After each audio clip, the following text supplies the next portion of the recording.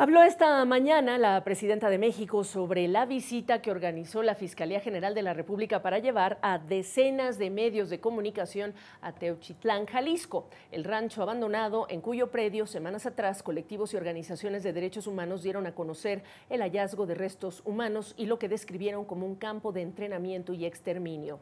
Claudia Sheinbaum tuvo un mensaje para quienes estuvieron en el lugar hace unas horas. Que cada uno de los que fue a ese lugar, de los periodistas, más allá de la situación de las víctimas y de los familiares de los colectivos, que diga qué vio.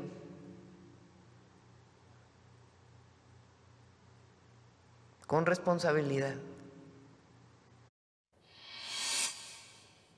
Y el lunes dijo, la presidenta llevará periodistas para que narren lo que vieron. Sheinbaum agregó que le pareció muy bien que se autorizara esta visita de medios porque permitió que cada quien, dijo, saque sus conclusiones y acusó que el caso fue mediatizado. Apuntó a la oposición política. Familiares de personas desaparecidas tienen otro punto de vista, pero Valeria León estuvo allá en Jalisco y este es su informe. Calles y monumentos en Jalisco se han convertido en enormes fichas de búsqueda. Y es que Jalisco ocupa el primer lugar nacional en el mayor número de personas no localizadas, de acuerdo con cifras del Gobierno de México. Y monumentos emblemáticos como este, que antes era conocida como la Glorieta de los Niños Héroes, ahora es conocida como la Glorieta de los Desaparecidos, tapizada con fichas de búsqueda. Padres que buscan a sus hijos, como Héctor Flores, relatan el horror que viven. Él fundó el colectivo Luz de Esperanza en 2021, cuando su hijo Héctor, de 19 años, desapareció. Y desde entonces, más de 500 miembros se han unido a este colectivo, pegando las fichas de búsqueda de sus familiares por toda la ciudad de Guadalajara. Su colectivo, junto con otros, acudió este jueves a recorrer el Rancho Izaguirre, un lugar presuntamente usado por el crimen organizado como un campo de reclutamiento de jóvenes, donde la Fiscalía confirmó que halló restos humanos. Pero mientras los buscadores que acudieron este jueves esperaban hallar indicios, se encontraron con un escenario muy diferente. Pero solo dar un recorrido, no muestran los trabajos que están haciendo, no dan ninguna información, como si fuera un museo, como si fuera... O sea, una falta de insensibilidad terrible, ¿no?, por parte de todas las autoridades. Las autoridades invitaron a prensa, colectivos, padres en búsqueda de sus hijos a visitar el lugar bajo el argumento de transparentar la investigación. De acuerdo con Héctor Flores, quien realiza búsquedas en todo el estado, esta no es la primera vez que colectivos encuentran lugares como este rancho. Tenemos campamentos como el de Teuchitlán en todo el territorio. Nosotros llevamos años denunciando campamentos de este tipo en activo, posiblemente en la zona Valles de Jalisco, en la zona de Los Altos, incluso a escasos 40-45 minutos de la zona metropolitana, en la zona de Los Camachos y Zapopan, y nadie hace nada, ¿no? A la desesperación e indignación de las familias se ha unido el temor de los jóvenes, como Rafael Padilla, de 22 años, quien es asesor en el Congreso de Jalisco y asegura las cifras de desaparecidos apuntan a que los jóvenes son el principal blanco de desapariciones en este estado. Nos encontramos con que en el último sexenio 5.700 jóvenes desaparecieron, aproximadamente 1.000 al año, aproximadamente 100 al mes y aproximadamente 3 jóvenes al día desaparecen en Jalisco.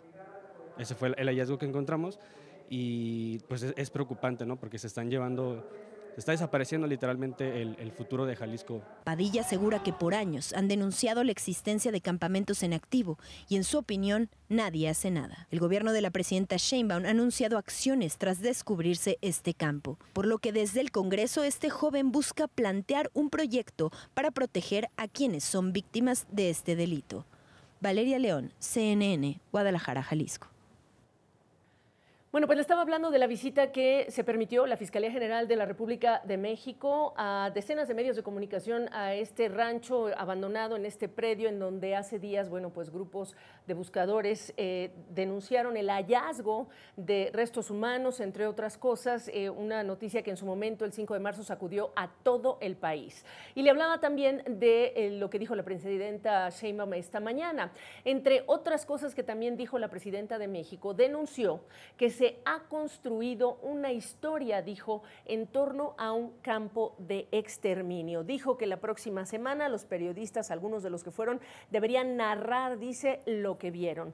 Ya está conmigo Santiago Aguirre, él es el director del Centro de Derechos Humanos Miguel Agustín Pro Juárez. Qué gusto saludarte. Santiago, yo te pongo a ti la pregunta que hemos hecho desde hace algunas horas por lo caótico, lo que sucedió cuando algunas madres buscadoras llegaron, dijeron aquí ya no hay nada, cuando esa visita no tenía ni siquiera una persona que guiara, que dijera algo, con muchos lugares restringidos en cordones.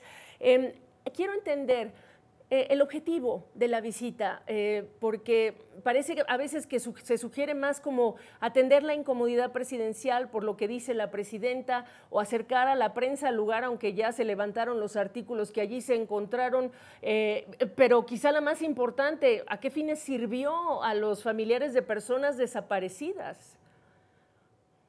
Sí, Gabriela, buenas tardes también al auditorio. Pues lo que vimos es una escena sumamente lamentable, incluso para los estándares mexicanos relativos a las fiscalías, en donde la revictimización es muy frecuente. Lo que vimos ayer rebasa por mucho los antecedentes que teníamos en el país, porque las fiscalías del Estado de Jalisco y General de la República, en su afán de abrir el sitio, mezclaron la presencia de medios con la presencia de madres buscadoras, no tenían equipos listos para brindar asistencia psicosocial, no desplegaron a las instancias de atención victimal para verificar que estas madres tuvieran al menos su registro victimal y la asistencia humanitaria mínima, no tenían cuestiones humanitarias básicas para las madres buscadoras, un lugar donde sentarse, donde poder hidratarse. Y entonces lo que la prensa nacional reproduce son escenas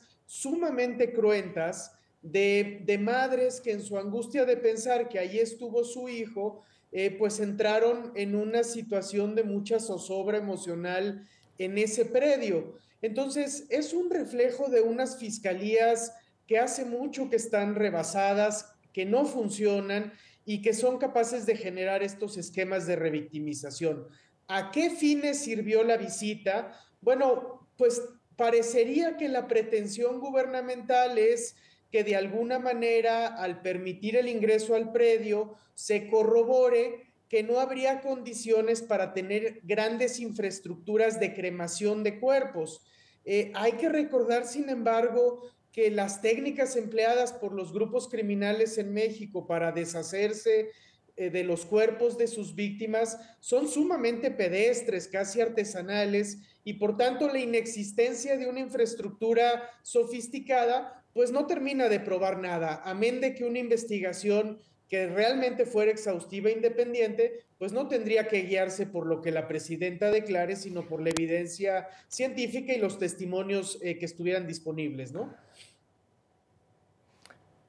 Porque bajo la lógica, Santiago, y teníamos el reporte de nuestra compañera Valeria León ayer en la tarde diciendo, las madres primero tuvieron problemas para el ingreso, pero además denunciaron ya no hay nada. Y uno dice, pues si este es un sitio que se está investigando, debería haber esa expectativa que aún se conserven allí los insumos que se supone que van a ser analizados, sí o no. Y si es el caso, entonces se confundieron los públicos a los que se está atendiendo con esta convocatoria. O al final los medios, ¿qué van a ver si hay zonas restringidas y no se puede tener acceso o alguien que sepa y que haya trabajado el lugar de lo que ahí ya no está, pero que conmocionó al mundo entero a través de imágenes días atrás? O incluso pensar con un sentido de mínima humanidad y de respeto a la dignidad de las personas, que podrían haberse hecho al menos dos grupos, de suerte que primero pasaran las madres buscadoras, que obviamente experimentarían ahí una condición de revictimización y después pasaran los medios.